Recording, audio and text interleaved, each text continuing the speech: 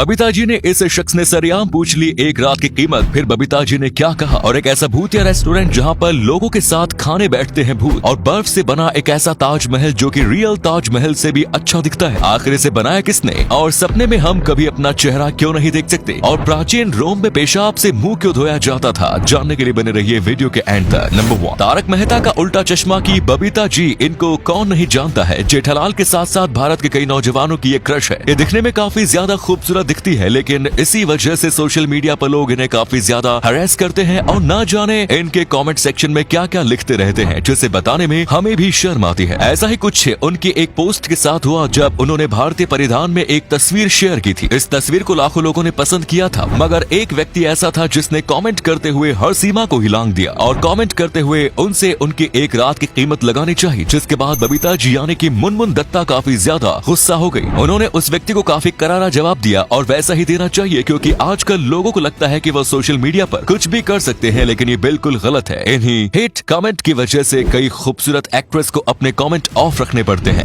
Number 2, दोस्तों एक ऐसा रेस्टोरेंट है जिसमें अगर आप 5 सीट बुक करोगे तो आपको बस 4 सीट पर ही बैठने को मिलेगा, क्योंकि 5वीं सीट पर एक भूत आकर बैठेगा। जी हाँ, आपने बिल्कुल सही सुना, लेकिन डरिए नहीं, ये किसी प्रकार का असली भूत नहीं है, बल्कि ये 90 के दशक के वाला नकली भूत होगा। हालांकि इसके बावजूद इस भूत का मेकअप काफी डरावना है और ये भूत काफी अजीबोगरीब हरकतें करते हुए खाने को आएगा, जो कि देखने में बहुत डरावना लगता है। और अगर आप कमजोर दिल वाले हो तो आपको यकीनन डर लगेगा। साथ में इस जगह का माहौल भी काफी ज्यादा भूतिया है। यहाँ पर लाइट बहुत ज्यादा डिम होती है और यहाँ पर अजीबोगरीब आवाजें भी आती रहती है। यहाँ पर सब पर सेट किया जाता है ताकि आपको डराया जा सके। अगर आप बोरिंग से रेस्टोरेंट में जाकर थक गए तो आपको इस जगह को जरूर ट्राई करना चाहिए। यहाँ का एक्सपीरियंस अनबिलीवेबल होगा। भूतों वाले इस रेस्टोरेंट का नाम शैडोज है। नंबर 3, दोस्तों प्राचीन रोम के लोग पेशाब को काफी ज्यादा मान्यता देते थे। इसी वजह से वो पेशाब को कभी भी फेंका नहीं करते थे। शहर में जितना भी पेशाब होता था वो सबको इकट्ठा करके रखते थे और उसे कई अलग अलग कामों में इस्तेमाल किया जाता था। जैसे कि आपको यकीन नहीं होगा, लेकिन पेशाब से कई लोग घर भी साफ किया करते थे। साथ में किसी को चोट लगती थी तो इसके ऊपर भी पेशाब से बना एक लेप लगाया जाता था। इसे और भी काफी अलग अलग कामों के इस्तेमाल में लिया जाता था। लेकिन एक बात आपको चौंका देगी, क्योंकि वहाँ के लोग पेशाब से मुंह भी धोया करते थे और पेशाब को माउथ वॉश के रूप में भी इस्तेमाल करते थे। वैसे तो पेशाब में अमोनिया, नाइट्रोजन और हाइड्रोजन आता है, जो कि काफी अच्छे से साफ सफाई करता है, लेकिन इसके बावजूद पेशाब में बैक्टीरिया होते हैं जो कि बहुत ज्यादा हानिकारक होता है, लेकिन तभी के लोगों को ये पता नहीं था। नंबर 4, जम्मू कश्मीर में इन दिनों बर्फबारी का दौर चल रहा है और गुलमर्ग से कुछ तस्वीरें सामने आ रही हैं जो सबको अपनी तरफ आकर्षित कर रही हैं। इन तस्वीरों में सबसे खास बर्फ का ताजमहल है। बर्फ से बने ताजमहल को देखने के लिए पर्यटक आ रहे हैं। ये सभी तस्वीरें ग्रैंड मुमताज होटल की हैं, जहां पर ये ताजमहल भी बना हुआ है। ये बर्फ से बना ताजमहल असली ताजमहल से भी ज्यादा सुंदर लग रहा है, क्योंकि ये बर्फ से बना हुआ है और काफी यूनिक है। ताजमहल देखने आई एक पर्यटक ने बताया कि मुझे यहाँ आकर काफी अच्छा लग रहा है। आपको बता दें कि ये ताजमहल होटल के स्टाफ ने बनाया है। 16 फीट की ऊंचाई के साथ ये 24 फीट इंटू 24 फीट के क्षेत्र को कवर करता है। ग्रैंड मुमताज होटल में काम कर रहे लोगों का कहना है कि इसे बनाने में करीब 17 दिन का समय लगा था। जैसे ही बर्फ का सीजन जाएगा तो ये धीरे धीरे पिघलने लगेगा, लेकिन जब तक के लिए ये एक टूरिस्ट अट्रैक्शन रहेगा। नंबर 5, आपने ये बात तो जरूर नोटिस की होगी कि सपने में हम कभी भी अपने आप के चेहरे को नहीं देख सकते। तो आखिर ऐसा क्यों होता है? दरअसल जब हम अपने सपने देख रहे होते हैं तब हमारा दिमाग का आधा हिस्सा ही काम कर रहा होता है और बाकी हिस्सा आराम करता है, जिसकी वजह से हमारा दिमाग चीजों को इतनी भी डिटेल से नहीं देख पाता। और हम सपने में दूसरों का चेहरा देखते हैं, वो भी इतना डिटेल नहीं होता। दिमाग उनके चेहरे के साथ तो कॉम्प्रोमाइज कर लेता है, लेकिन वहीं पर वो अपने यानी कि हमारे चेहरे के साथ कॉम्प्रोमाइज नहीं कर पाता, इसीलिए वो हमारे चेहरे को दिखाता भी नहीं है। और अगर कहीं पर भी हमारा चेहरा दिखने वाला होता है तो वो सपने को डाइवर्ट कर देता है और कुछ और दिखाने लगता है और हमारा आधा हिस्सा सो रहा होता है। यही कारण है कि सपने से उठने के बाद हमें कुछ भी याद नहीं रहता। नंबर 6, 18 साल की उम्र को लोग छोटा समझते हैं, लेकिन इस उम्र में कुछ ऐसी चीजें हैं जो आप समझ जाओगे तो आपकी जिंदगी बेहतर बन जाएगी। सबसे पहले कि इस वक्त में आप किसी भी चीज को सीरियसली नहीं लेते। आपको लगता है कि अभी तो काफी वक्त पड़ा है और आप कई बार गंदे लतों का भी शिकार हो जाते हैं और फिर जवानी कब निकल जाती है इसका पता ही नहीं रहता। इसीलिए इस वक्त में आपको बहुत ज्यादा मेहनत करनी चाहिए। और कुछ लोग सोचते हैं कि वो 30 साल के बाद या 25 साल के बाद जी लगाकर काम करेंगे, लेकिन अगर आप अपनी जिंदगी को 18 से 30 साल के बीच में एक अच्छे लेवल पर नहीं लेकर आते तो बाकी बची जिंदगी में आपको बहुत ही ज्यादा मेहनत करनी पड़ेगी और शायद जीवन भर मेहनत करने के बाद भी आप ज्यादा कुछ नहीं कर पाओगे। इसीलिए आपको 18 से 30 साल की उम्र तक बहुत ज्यादा मेहनत करनी चाहिए, क्योंकि उसके बाद आप अपने परिवार के साथ आराम की जिंदगी बिता पाओगे।